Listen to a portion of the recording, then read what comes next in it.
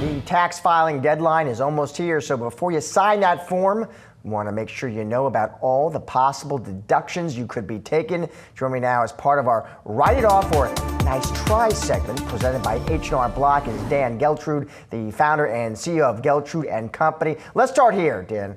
Simple. What's the difference, walk us through this, between a tax deduction and a credit? So a tax deduction lowers your income.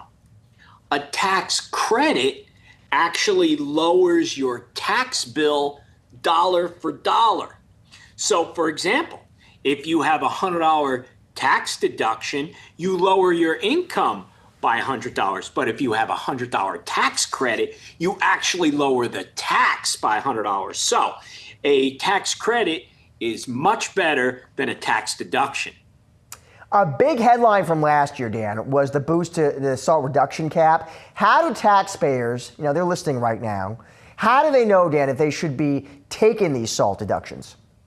Well, this was a real political hot potato, right? So yes, the SALT deduction was raised to $40,000. That's up from $10,000. Now, how do you know you qualify? Well, you have to be able to itemize your deductions to be able to qualify for that. Because remember, you get the benefit of the higher of your standard deduction versus your itemized deduction. So the SALT deduction falls into itemizing. So that's one thing to keep in mind. And again, that cap is up to $40,000 for tax year 2025. So just to pull on that thread, Dan, what kind of things can be itemized for SALT deductions? So SALT stands for state and local taxes. So here's how it works. That covers property taxes and your state income tax or sales tax. So it's one or the other related to your state income tax or the amount of sales tax that you paid within that tax year. A lot of folks, Dan, listening right now, they may not know they can write off student loan payments. Walk us through how that works. So what's deductible related to student loans, and this is important to keep in mind, it's only the interest on those payments, right? It is not the principal. So it's not as big of a deduction as you may think. And you also have income limits that apply. So yes, it's there. It's a good thing, but it may not be as much as you think it is based upon how much you paid versus what portion of that was interest.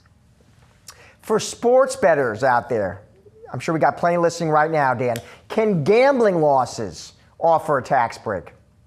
Actually, they can. So the way the rule is right now in terms of for your 2025 tax year, you get to offset your gambling wins and your gambling losses. So in effect, you can zero your gambling wins out.